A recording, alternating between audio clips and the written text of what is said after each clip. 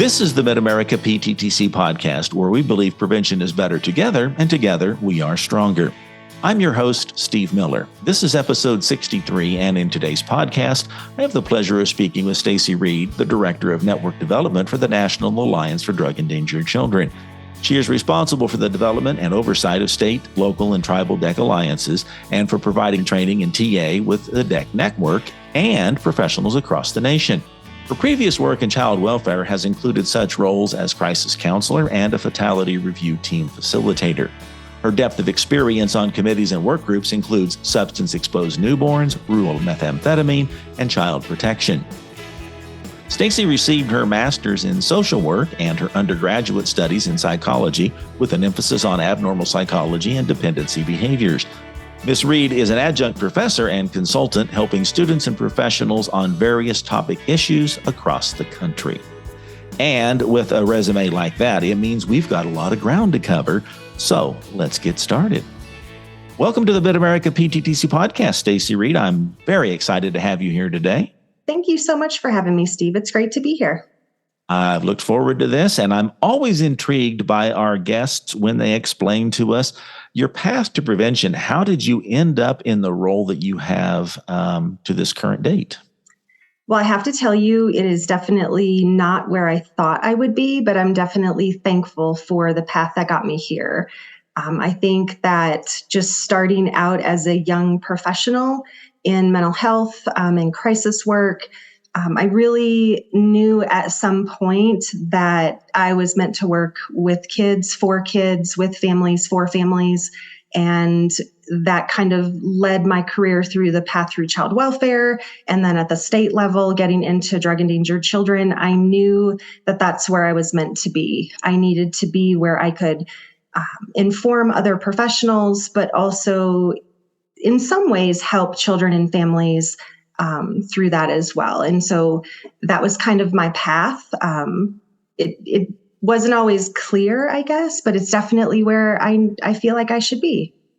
Was it something about just becoming aware of how children were kind of the victims in these circumstances? Or what was it that kind of that aha moment where you were like, wow, this really is something that I'm passionate about? So I can tell you there are investigations that I was involved with as a child welfare investigator that I can remember to this day that probably were the pivoting points in my career where I knew that something had to be done. And it didn't matter what the drug was. There were even some cases that included alcohol or marijuana. So it just kind of guided where I wanted to go. I wanted to help these children and their parents in different ways. And I felt as an investigator, couldn't really do that because that wasn't really my role. My role at that point was to investigate and then to pass it along. And then at the state level, just looking and reviewing some of these cases and investigations, I knew that as not only like a person, but as a child welfare person, we could do this different, and so could other professionals. And so it really fueled my fire to do this different, to get out there, to train other professionals, to get people to understand the risks, and to just look at the issues different so we could do this different for children and families. Because as a child welfare investigator, we were a little bit helpless at times to be able to do what we wanted to do with children and families. But as a team of professionals like a DEC Alliance, we are able to do things different. So I feel like that was kind of pivotal, some of those cases and investigations that I remember very clearly even to this day. You know, I've never seen firsthand the kind of exposure that you're describing there, but you know, my first introduction to drug endangered children was probably about 12 years ago or so. And I had been assigned to go to Denver and attend the core DEC community awareness training. And I remember thinking, you know, it was kind of an assignment. And I was like, does this really fit with me? And I really puzzled about it. And I can remember that at the time, Lori Moriarty was with you all, and she was talking about one particular image on the screen. And I remember being very confused about what this image was and what she was talking about. And it slowly dawned on me that it was a very good example of a drug endangered child. And in that moment, I realized I never knew that children were treated in such a way. And that if I could only do one thing, it would be to really talk about DEC from that day forward. And that's really what I've spent the majority of the time doing, because I've never really worked in child welfare and I've not been in law enforcement where you would have that kind of first introduction. But I spent a lot of years talking about DEC. And it's great to be able to continue doing that because with this podcast, I've recently spoke with your team player, Eric Nation, and now I get a chance to kind of draw a little bit of that out of you because I really feel like that you guys are doing the brunt of the work, but somebody needs to talk about this as well. I think that that's really one of the things that's overlooked in a lot of the work that we do is that we see the significance of it, but we don't really ever like just sit back and say, we really need to get your attention about this. So I'm kind of curious that in your work, and especially since you've joined the National Alliance, what's some of the things that you've done that kind of brought awareness to just the basic fact that there are drug endangered children? I think one of the main things when you're in this kind of work, like you said, is that you talk about it and you talk about it with everybody. There isn't a time in my drug endangered children life, I guess you could say, that I'm not talking about how other people can help children or what those risks are. It doesn't matter if I'm at Walmart on a Saturday or if I'm talking to somebody who is in prevention, treatment, or whatever capacity that they work in. If they have an opportunity to identify or help children, I'm talking about it, or at least I feel like I find myself talking about it a lot. So I feel like that's the start of that awareness piece, is just being able to talk about it and get the information out there and figuring out different ways to talk about it. Some people are data people, so you have to give them the numbers, and the numbers are astonishing. Other people just want to know what to look for, and so you have to give them what they need. So it's just figuring out what information is best to get out there and in what way, and then literally just talking about it all the time. And I think that's the conversations that we want everybody to have. Do you feel like that oftentimes the general public just thinks, well, this is what a drug endangered child looks like, and you spend some of your time really reframing that frame of reference, if you will? I don't think people think about the impact of addiction in families that it has on the children, because I think so much of the focus in the news and, on the radio is really focused on the parents getting help, which is fantastic. We want parents to be in recovery. We also want children to get the help and also be kind of in that recovery as well. And I think that's where people miss it. We're so focused on something else, i.e. the parents or the family, that we miss the impact to the children. And I don't think people really understand truly what that impact is and then what it does down the road. If you're not in the field, I think you don't realize it, I guess, is what I'm saying. So, in regards to like a drug endangered child, is it really one specific kind of circumstance, or is it? I know your moniker is drugs plus children equals risk. I mean, is it really that simple, or is it more severe than that? So I think it really depends on a variety of different things. I do believe that anytime you have children of any age and anytime you have substance use or drug activity or addiction, there is risk in that household, unfortunately. It really depends on the family supports that surround it. Sometimes they can mitigate some of that risk out. Oftentimes we see that these families are addicted to a lot of different things or a variety of different things, and they don't have a lot of support. So those are the families that are for the children are most at risk, because they don't have the supports or the things that are going to mitigate out that risk. And it doesn't really matter if it's alcohol or heroin or methamphetamine or marijuana, prescription drugs. Everything places a risk on the children. It all depends on some of the circumstances around the families as well.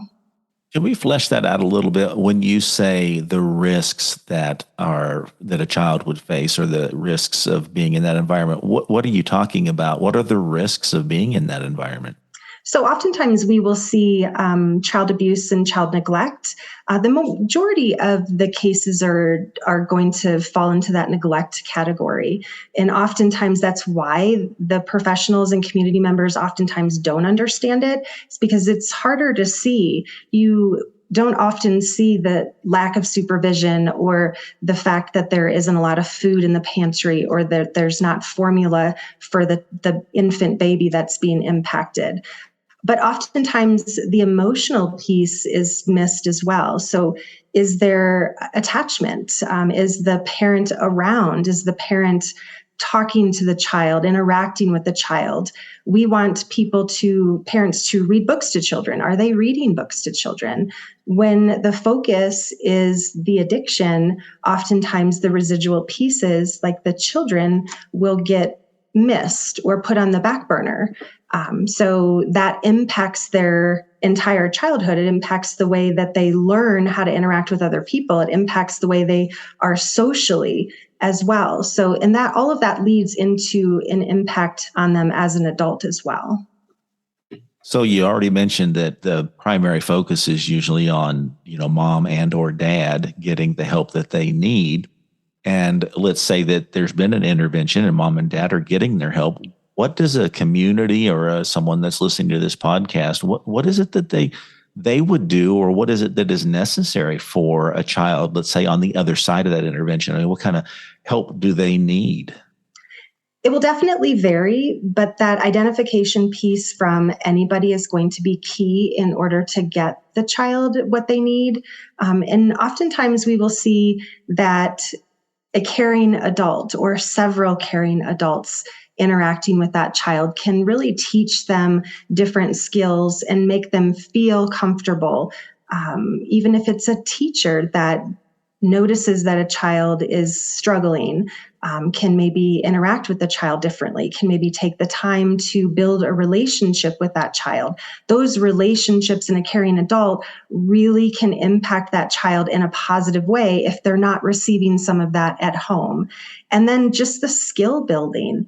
If the child is the parent at home or is parentified and taking care of people at home, other people might notice that, and really working with that child to build child skills and not adult skills. We really want children to be able to grow up in homes and to feel like they are safe, but also to be children. There's nothing more sad to me than a child that acts like an adult because they have to be. I want children to laugh and play and have fun and be silly and giggle and not have to worry about if they have to make the meal, or if they have to get the infant up and feed them in the middle of the night, or make sure that they get up in the morning because they have to ride the school bus. I want them to be able to be children and have adults surround them and take care of those adult issues. And oftentimes in these families, the children are oftentimes doing an adult role, which is not healthy for them.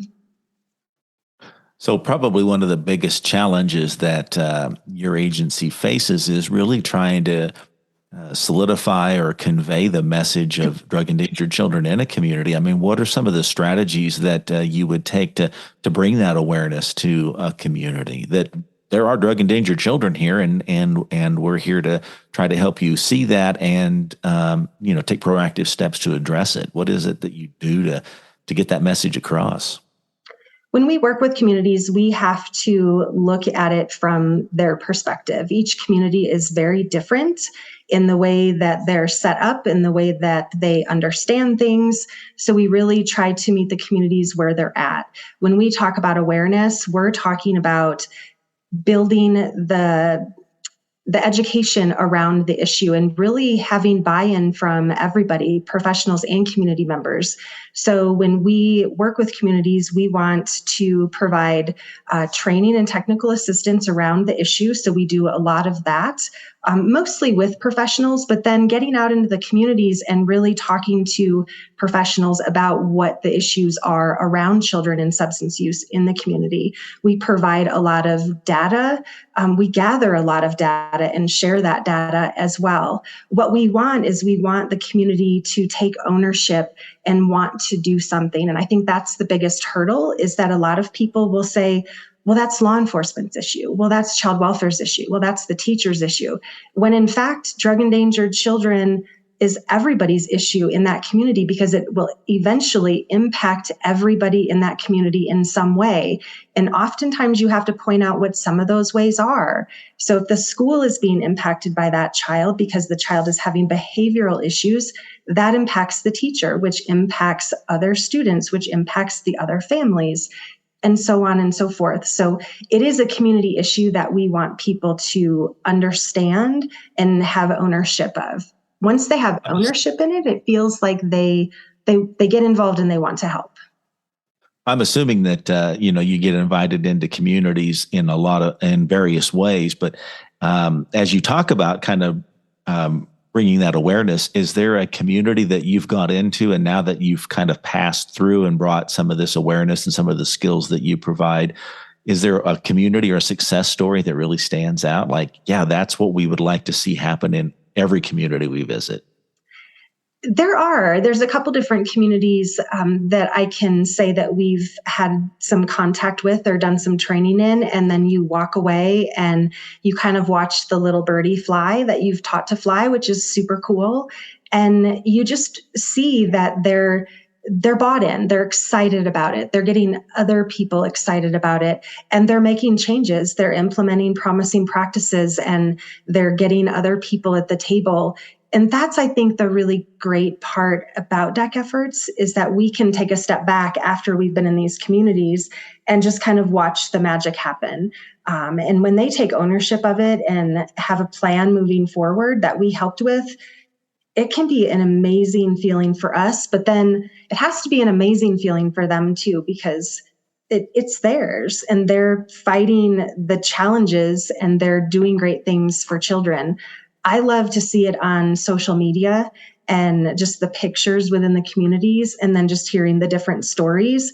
But I also have to tell you, I think the one thing that is super impactful is when you have contact with a child and that child grows up and tells you a story of how you impacted them.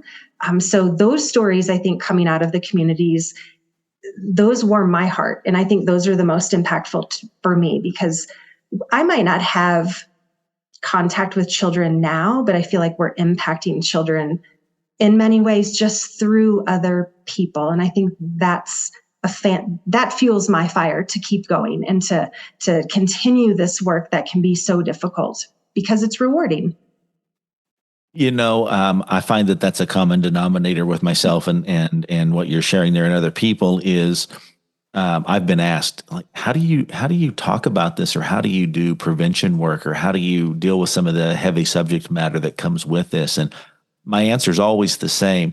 I don't know when it will happen, and I don't know who it will be, but invariably at some point someone will say what you said, what you did, or how you explained it, or whatever that is, made all the difference in the world, and it had an impact on me. And I said, I don't know when or where it'll happen, but as long as that keeps, I'll know that I'm still effective. If people stop saying that they've been impacted, like you're saying, then it's time to pass the baton on to someone else. But it's those little nuggets that really kind of sounds like it's what gets you through the next challenge that faces you. Absolutely. I think anytime somebody gives me like the nuggets, like you said, it just fuels my fire to move to the next level or to keep going. I once sat on a plane next to a total stranger, and we started talking about our work, and he said, what is one thing that you'd like from your work? And I said, I'd just like for people to share how I impacted them in a positive way. And I'm like, I feel like I don't always get that, but I love that. And he had said, which has stayed with me for the last couple of years, he said, you might not get it here on earth, but you will have a trail of children and families and professionals that are going to follow you in heaven. And they're going to be saying, thank you, thank you, thank you. This is what you did for me. And it just gives me chills because I know that we're impacting people on a daily basis. We may not always hear about it, but we're going to hear about it one day, whether it's here on earth or another time. If you believe in that, I do think that we are making a positive impact for children and families. And I think those nuggets will carry us through this entire mission forever. Yeah, that's the trick. We joke about that sometimes with just prevention work. It's like you're trying to prevent something. How do you know that you were effective? You prevented whatever it was. And it's like, how do you prove? Well, we prevented that because of what we did, And so I think it does come back to a community or an individual saying, this helped change the way we do things in our area, whatever that happens to be. So, a couple of things that I think we ought to talk a little bit about is some of the tools that are available through National DEC. And I know you have a website, and we put the web address in the show notes. But can you talk a little bit about the Check DEC app that you guys have available now?